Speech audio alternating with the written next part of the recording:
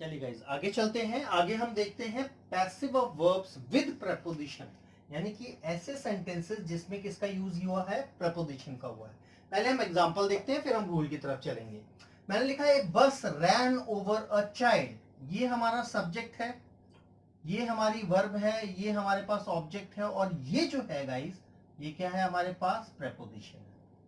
अब थोड़ी देर के लिए आप इस प्रपोजिशन को भूल जाइए और इस सेंटेंस को देखिए, ए बस रैन अ चाइल्ड। अगर मैं इसको चेंज करूंगा तो मैं क्या लिखूंगा, a child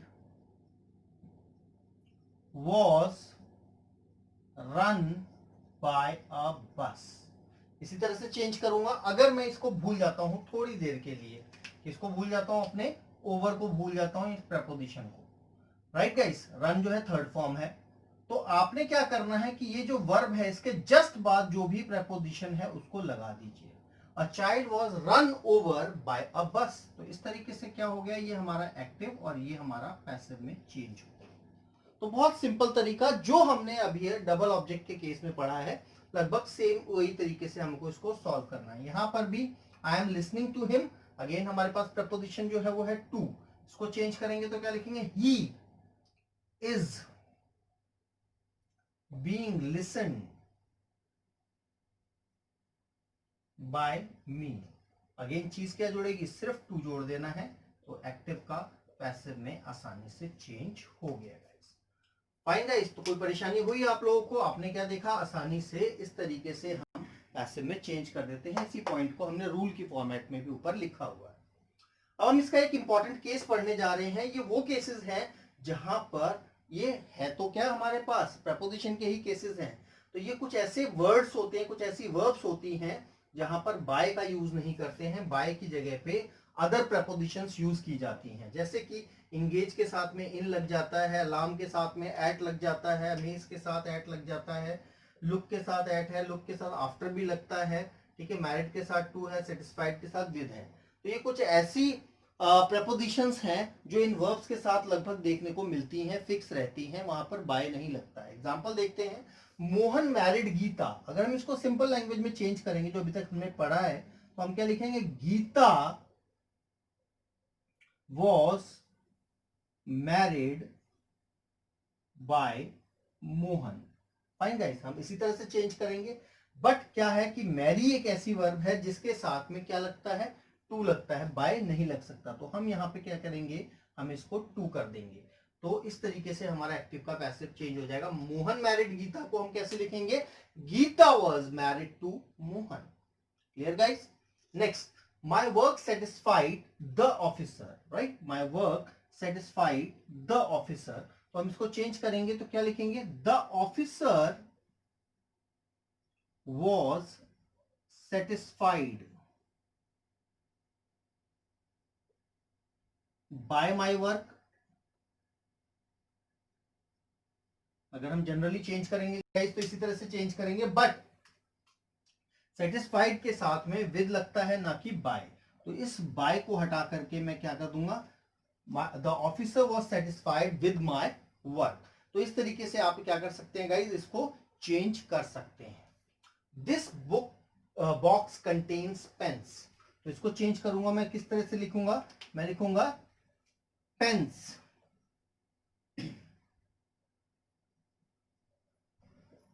are contained, pens are contained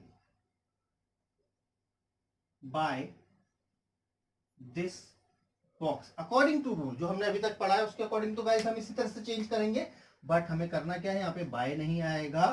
ठीक है, pens are contained in, contain के साथ में प्रपोजिशन लगती है इन, और इस तरीके से उसको हम आसानी से चेंज कर सकते हैं।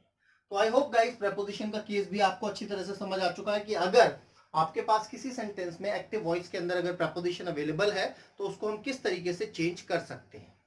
क्लियर। आगे चलते हैं पॉइंट नंबर 6 की तरफ। ठीक है, बस खत्म होने वाला है, थोड़ा सा पॉइंट हमारा बचा हुआ है। कहता है अगर सेंटेंस जो है उसकी स्टार्टिंग हो रही है किससे, somebody, they, people, all, इस तरह के वर्ड से आ रहे हैं, तो हम क्या करते हैं कि इस तरह के सब्जेक्ट से अगर स्टार्टिंग हो रही है, ठीक है, तो उसके साथ हम ऑब्जेक्ट नहीं लगाते, उसको ऑब्जेक्ट में इसको चेंज नहीं करते हैं। एग्जाम्पल के तौर पे अगर मैं इस सेंटेंस को चेंज करूंगा, somebody took us round Delhi, तो हम इसको किस तरह से चेंज करेंगे, राइट हम इसको चेंज करेंगे वी आर टेकन, ठीक है ना, we are taken round Delhi by somebody, right guys. हम किस तरह से चेंज करेंगे, we are taken round Delhi by someone, इसी तरह से चेंज होगा या नहीं होगा, कोई परेशानी यहां तक?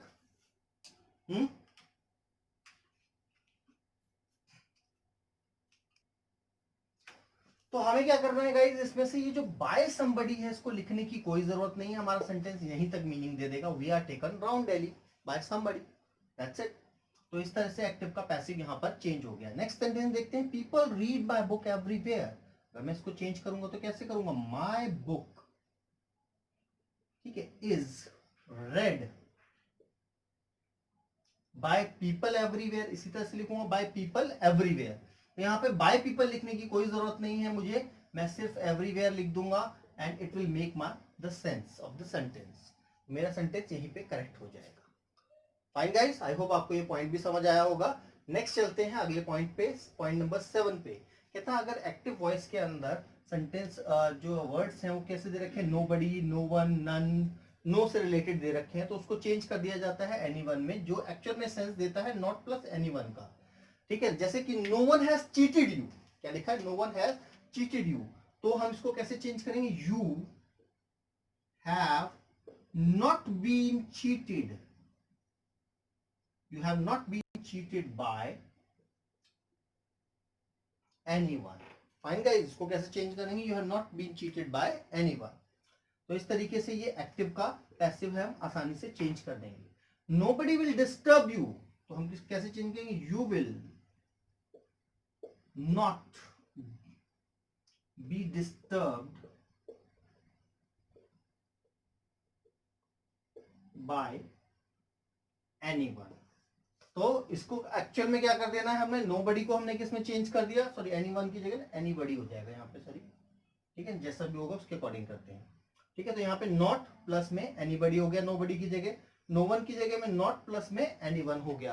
तो इस तरीके से आपने इसको चेंज कर देना है और ये रूल्स आपके पास हो जाएंगे। अब यहाँ पे हमारे पास सिर्फ 2 इंपॉर्टेंट पॉइंट बचे हैं। पहला, इंपैरेटिव सेंटेंसेस को कैसे हम पैसिव में चेंज करेंगे, बहुत इंपॉर्टेंट है, बहुत सारे क्वेश्चन देखने को मिलते हैं, और साथ साथ थोड़ा सा इन्फिनेटिव के बारे में देखेंगे कि इन्फिनेटिव को कैसे पढ़ना है। तब तक आप नोट कीजिए, फिर हम आगे चलते हैं। हम चल रहे हैं इंपैरेटिव सेंटेंसेस का, अगर हमें पैसिव वॉइस बनाना होगा तो किस तरह से बनाते हैं। उसके लिए आगे बढ़ने से पहले जरा हम इंपैरेटिव के अलग अलग केसेस को देख लेते हैं। मोटे तौर पे इनको 3 ब्रॉड कैटेगरी में डिवाइड किया गया है।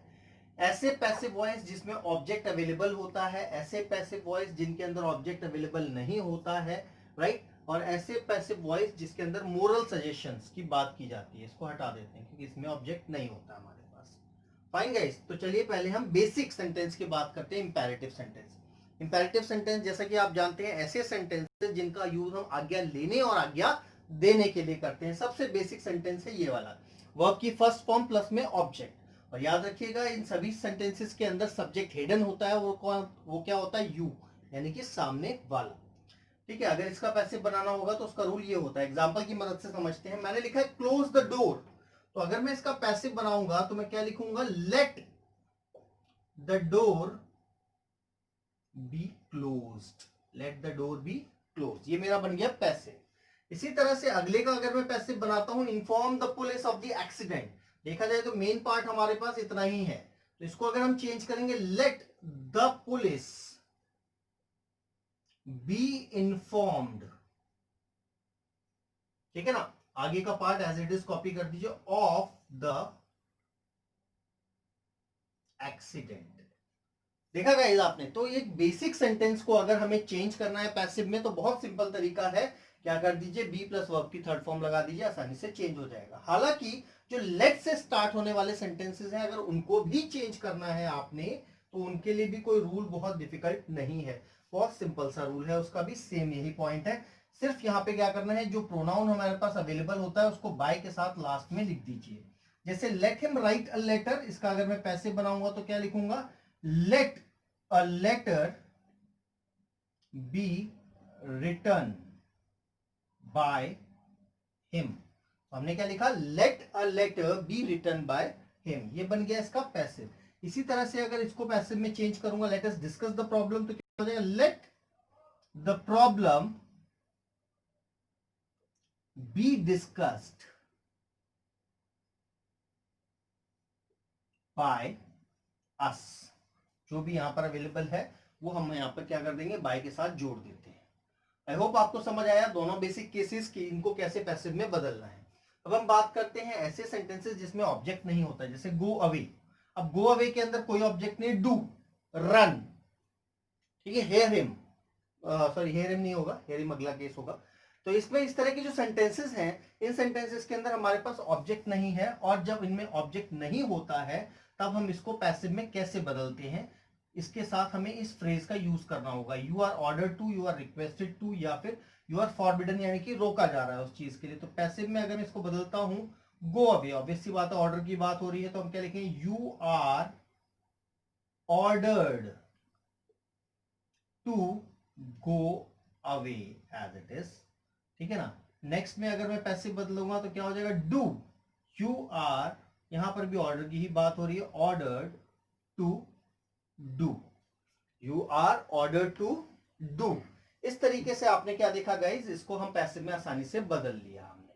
कोई प्रॉब्लम हुई आपको, नहीं, कोई भी प्रॉब्लम नहीं हुई। नेक्स्ट केसेस की तरफ चलते हैं। मोरल सजेशन, मोरल सजेशन मतलब हम किसी को सिखा रहे, भाई गरीबों की मदद करो, ठीक है, बड़ों का आदर करो, इस तरह की कोई बात है अगर, तो उसको किसकी मदद से लिखेंगे, हम शुड की मदद से लिखेंगे, और साथ में वर्ब की थर्ड फॉर्म। इसका पैसिव बनाएंगे, कैसे बनेगा, हेल्प द पुअर, तो हम क्या लिखेंगे, ऑब्जेक्ट से शुरुआत करेंगे, क्या लिखेंगे, हम लिखेंगे the poor should be helped, right guys. Love the children, passive क्या बन जाएगा, the children should be loved.